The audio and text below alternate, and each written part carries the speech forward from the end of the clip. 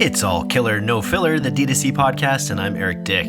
Today, you're in for a treat. As you may know, a few weeks back, we hosted 50 D2C brand owners and executives at C-Suite Mastermind in Victoria, BC for 2.5 days. On day 3, we put together a high-level technical seminar from the paid social, Google, and Amazon ads teams at Pilothouse, our sister digital agency. We're hard at work on the full replay of all these talks and events, which you can actually pre-order now on the link in the show notes, but we wanted to get you an advanced edit of Pilothouse's talk on the state of paid socials heading into Q4 2022. This short but power-packed chat features Pilothouse CEO Dave Steele and Head of Socials Nate diving into key traffic, creative, and performance trends on Meta and TikTok. You'll learn why the elevated click-through rate in 2022 that we've been witnessing isn't likely a good sign. You'll learn why scrappy, low-lift creative is still the king of performance and how to get out of your own way to make it, as well as the secret of third-party brands that has some clients we work with spending 60% of their budget through. I hope you enjoy it. On with the show.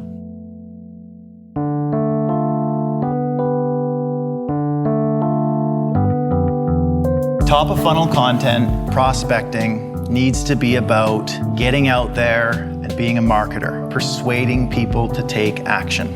We get it, but we build teams and we create cultures within those teams that there needs to be alignment to that mission. And what unfortunately happens with this conversation around brand is we start training teams to think differently. Instead of saying, what can I do to just sell the shit out of this product, which is what I love. That's what our team does. I see this when we get clients who are essentially retraining that thought process to follow process. What can I do to get my creative approved by the brand team? If that becomes their objective, you've lost the game. Wrong size, wrong color, didn't look right in the living room? There are hundreds of reasons your customers return products, but returns don't have to be goodbyes. They can be an opportunity to complete the shopping experience. Built exclusively for Shopify, Loop lets you create a delightful return experience to attract and retain more customers. By making it easy for your customers to find products they love, they'll come back again and again. See why thousands of Shopify brands like Allbirds, Chubbies, and Brooklinen trust Loop as their return partner at loopreturns.com/DTC. First off, we kind of just wanted to outline what we're seeing. We've got access into 170 plus accounts, and so we're able to see with a high amount of spend what the changes are on platform this year versus last. Overall, there's a couple of things I want to outline right off the bat. One is that we're seeing around a 15% increase in CPMs if we look at just our top 4 geos, so US, Canada, UK, Australia. But the actual cost of sending a person to the site, that cost per click has only increased by around 4%. And basically what that means is there's a bit of discrepancy there, and it's because we're also seeing around a 10.4% increase in click-through rate year over year. And while you might think that's probably a good thing, we've been trying to dive into it, and it's probably actually a bad thing that click-through rate has gone up by around 10%, because there's really only a couple reasons that click-through rate goes up. One is by hitting a really high-intent audience, so hitting people that are actually driven to your product and want to purchase. Those people are going to be more likely to click through and more likely to buy. But then the second way click-through rate goes up is by hitting a lower quality audience. So it's basically the opposite ends of the spectrum. So if you run a traffic campaign, for example, you're going to see like 5% click-through rates versus your 1.5% on a conversion optimized campaign. And so what's likely happening due to data loss from iOS 14.5 is that there's traffic audiences infiltrating purchase audiences. And so click-through rate is going up, but overall, I'm assuming most people would agree that conversion rates have actually gone down from the traffic from Facebook this year. So I wanted to kind of unpack that. And then at the macro level, basically, we've kind of broken it down into 4 pieces that are impacting increased CPAs on platform, decreased conversion rates. So the first piece is higher ad costs. So obviously CPMs are up 15% year over year, so that's direct hit. Like I said, only 4% increase in cost per click, but it varies quite a bit by brand. The second is reduced tracking. We're seeing anywhere from like 10 to 50% reduced tracking on platform. So some brands are hit a lot harder. Some brands, usually the ones with lower AOV, are hit a little bit less hard. Third piece is less qualified users. So this is due to kind of the previous 2 points, especially reduced tracking. If Facebook's getting less data, they're going to be less able to send you the quality audiences. They're going to hit more of those traffic audiences. And so you're going to get less qualified users to the site. And then the fourth, and I think this one is just because of the nature of the past 2 years. We've obviously seen a huge e-com boom. There's been government spending, all that kind of stuff. So obviously there was a ton of purchase intent. Now there's been a little bit of a macro shift, recession fears, that kind of thing, which is just reducing overall purchase intent. So those four things basically, we think, are the kind of the four buckets that you can put things in for increased CPAs and decreased conversion rates on site right now. Cool. Let's forward, John. We can cycle back with regards to the data on this. Winning trends. As always, at Pilothouse, we're a performance marketing agency, so we kind of came up in the game with scrappy, performance-oriented content, right? And to this day, it's still across most accounts, and there's always exceptions to every rule, but if we're going to talk generalizations, scrappy, performance-oriented creative is the one thing all of our teams, when we asked them, hey, what would you if you had a room of people, what advice would you give them? This is it, right? Pattern interruption, curiosity provoking. What I learned over these past 2 days is that there's a lot of different perspectives on brand, right? Branded content versus performance content, when to use it, at what size business you should use it. And I think everyone's right. I don't think there's a right or a wrong, but all you can ask yourself is if you're running ads right now and your performance isn't as good as it needs to be, this is the lever, right? Just invest in this, invest in content, and take your ego out of it. That's probably one of the biggest things. Get the cell phone out. You don't have to overcomplicate it by hiring studios and production teams and go find the perfect creative agency for you. That's what's slowing you down, right? Find someone. I mean, this room's full of doers, right? We gotta just lean into that and find more people like that who are going to follow suit. Specifically, reaction style. I think Eric, you might have said reveals. The reaction and reveals right now is really, really hot. We've got some brands that it's just the absolute unlock. We've got some a creative example there coming up.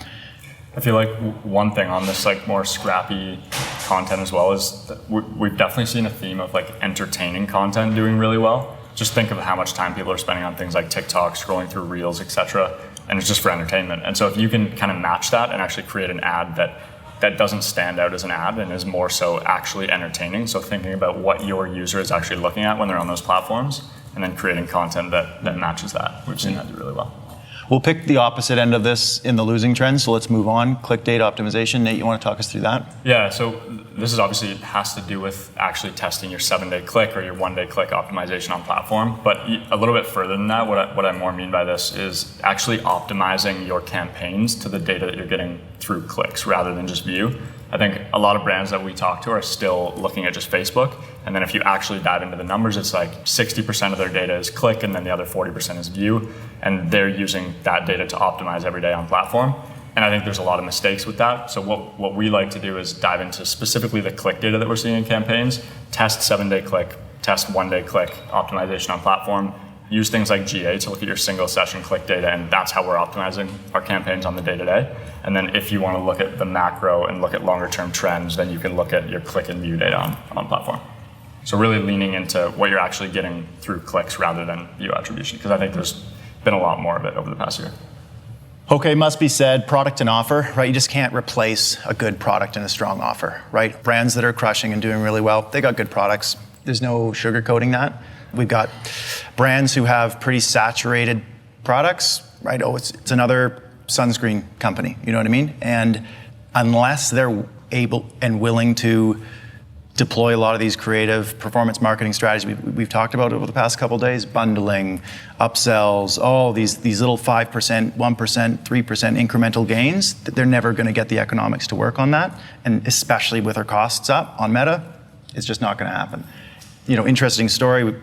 We got a brand who basically isn't willing to run performance creative, struggling, blaming Meta, they're hemorrhaging cash. Our advice, probably should shut down your business. Or for the next 3 months, we'll run for free, but we do it our way. Right? We're gonna get in there, we're gonna make real performance creative, we're gonna bundle, we're gonna upsell, we're gonna do it all, and we may in these 3 months reinvent your business. And what's more important to you, having a business that didn't quite align to your vision of what you wanted your brand to be, or a business that's alive? I think the key too there is focusing on the wrong thing at the wrong stage in the business as well. Like when you're a relatively early stage business, you just can't be focusing on making your brand look good in paid ads on Facebook. Really good point. Timeline's everything. That's where some things could be right early stage, but wrong late stage, vice versa. Next slide. I'll just stay seated here while I put one up. Cross-pollination of creative styles. So TikTok styles on Meta. Be Real is this new thing that's got this, this format with the video, the selfie, front camera looking at you, front camera looking forward, right? So just integrating that into your content on Meta just seems to be an uprise right now. Yeah. Obviously, the content itself has to be a good angle, but just that little bit of novelty, I think, is just giving a little bit of an edge. It's just trendy right now. Yeah. Also, TikTok, bringing TikTok styles into Meta. So I've got an example here. Someone posted it into the Creative Ideas Slack channel. Hey, new trend alert on TikTok. Whenever you see one of these new trends or someone on your team sees it, shoot it over to your creative team. Many of you probably have a creative team that's able to just take a bunch of graphics, cut them out, put them into a video format like that. Those are the kind of dream ones, right? Because the minute you see it, within a day or two, we've got that creative built out because it doesn't take any shooting or anything. There's no creator involved. iOS 14.5. The infamous Apple update left D2C brands struggling to find and market to the right audiences. That's why hundreds of D2C brands are turning to Black Crow AI to boost their holiday marketing. Their plug-and-play machine learning technology measures in real time every visitor's likelihood to buy. You can then use these predictions to build predictive audiences for retargeting and prospecting. In short, Black Crow AI can significantly boost ROAS by helping you specifically target people who will actually want to buy from you. Find out why brands like Magic Spoon, Barabee, and Liquid IV are using Black Crow AI to supercharge their holiday marketing efforts. Visit blackcrow.ai/DTC to request a 30-day free trial. Cool, so that ties into creative velocity. It's always been, and it still is, that our highest performing accounts deploy a remarkable amount of new creative constantly. So 10 to 20, what we call contrast tests, which are net new angles, net new creative angles. Someone had an idea, hey, let's go deploy that, 10 to 20 a week. And of those contrast tests, we would then have multiple variations of each to try and nail down on the smaller bets. Yeah, so it turns out being like 50, 60 plus new individual ads every week going live, variations of ads. Yeah. I know there's a lot, this is a deep topic because how you go about testing those higher volumes needs to be taken into account. Maybe Nate, you could talk about that. The actual media buying behind creative tests is a big part of whether the creative test is successful or not. So someone would say, okay, cool, 10 to 20 new ads with multiple variations. How do you go about launching that? I would recommend if you're at low spend, like if you need to test a lot of creative at low spend, let's say $500 a day or less, I would build what we call a pilot test, which is basically where we're taking ad set budgets, we're segmenting, we'll put like 20, 30 ad sets in a campaign, low budgets on each, $10 a day, conversion optimized. We're really looking for front-end metrics. Ideally, there's some conversions, but we're really looking for what's working with the audiences. In each of those ad sets, we'll keep all audiences the same across the ad sets. Usually it's a top performer, so like our best lookalike, or if open works best in the account, we'll use open ad sets with full exclusions. Like I said, conversion optimized, one ad per ad set, and it's just the variation you're gonna be testing. So if you're testing 10 new creatives and you also wanna test 2 versions of each, then you're gonna have 20 ad sets, and then you're gonna put 1 ad per ad set and test it that way. I would usually run it for probably 4 to 5 days, depending on the level of spend that you're gonna have. Like we'll go as low as like $10 a day on each of those ad sets. So I would do that if you have limited budgets, wanna test with like $500 a day or less. And then if you do have higher budget and you're able to run evergreen campaigns and also test pretty thoroughly, what we do is we usually build, depending on where we want our split of prospecting to retargeting to be, which I'll dive into on another slide here, we'll either test across the entire funnel, so we'll build what we call combined campaigns. So we'll have 3 top performing ad sets that are prospecting and then 1 ad set that's retargeting, usually like stacked, all website visitors, social engagement, etc. And then the other 3 are like our best interest, our best lookalike, and then an open ad set. We'll use full retargeting exclusions across those 3 ad sets, and then we'll test like 5 ads per ad set.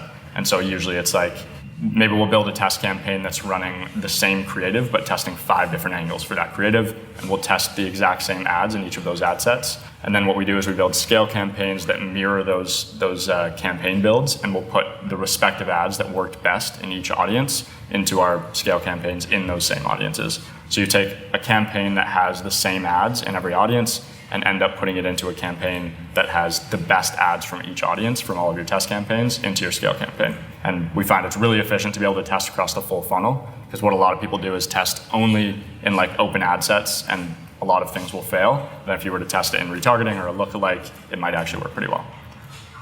Okay, moving on. Here we go. Multi-brand funnels, third-party brands, dark posting. They're all kind of the same concept, the same thing, which is trying to leverage a third-party endorsement, right? It's not you going around saying, hey, try my product, it's the best product on the planet, because that's biased, right? Whereas someone else tells you, that's interesting. Someone else tells you, that's interesting. Someone else, now you got a trend. Ooh, it's buzz, it's social, people are talking about this. We know that's what drives social media. And so to actually lean into that psychology is the strategy. It's also a way for us to address this conversation of brand versus performance, because just move it into the third-party brand. Move the performance content into the third-party brand. So you can run off-brand content if you're not doing it through the social handle of the brand, right? So what does it look like? So a couple third-party brands here. Gift Ideas. So it's basically a brand that's all about gift ideas, right? And the Facebook page is populated by gift ideas that aren't the brand as well, and there's actual organic engagement because there's so much volume going in there. It's got actually a ton of reviews and comments and likes on the page, and people are checking in and reviewing it, and it's like, what the heck? But what it allows us to do is to now promote really native feeling brand content, right? So that's the concept. There's a lot of strategies within that, which we're going to get into actually later. So right now, just to give you some data, about 30% of our agency spend goes through third-party brands for our clients, and some clients are as high as 60% of their spend is going through third-party brands, just because that's the way the data and performance is swayed. So just ask yourself how much of your spend currently is going through a third-party brand. Probably want to be, if you're doing it right, you should be getting up 30%, and if it really works for you, you could potentially open up a lot more opportunity. Yeah, and I think just to be clear, the 30% kind of engulfs like dark posting, whitelisting, plus third-party brands. So just running through third-party handles basically on platform. Okay, so what is dark posting compared to third-party brand? It's essentially the same thing. Dark posting, whitelisting, many of you probably know, I'll just say it again just in case. So when an influencer, content creator, whatever, posts something to their organic feed, that's considered whitelisting, right? Because their following can see that content. Whereas the reason it's dark posting is because it's not on their feed, it's just run as an ad. Their following doesn't see it. So all you're doing is leveraging their profile and their likeness, so that if someone does click their profile, they can see, oh, this person's like me, or this is my aspiration to be like this person. Therefore, I take their opinion a little bit more seriously. Okay, we're into losing trends. This is something I'm very passionate about. Top of funnel content, prospecting, needs to be about getting out there and being a marketer, right? Persuading people to take action. This room's full of marketers. We get it, but we build teams and we create cultures within those teams that there needs to be alignment to that mission when it comes to prospecting. And what unfortunately happens with this conversation around brand is we start training teams to think differently, right? So instead of saying, they wake up every day saying, what can I do to just sell the shit out of this product, which is what I love. That's what I do. That's what our team does. But I see this when we get clients who are essentially retraining that thought process to follow process. What can I do to get my creative approved by the brand team? And if that becomes their objective, you've lost the game, right? Where's performance going to come from?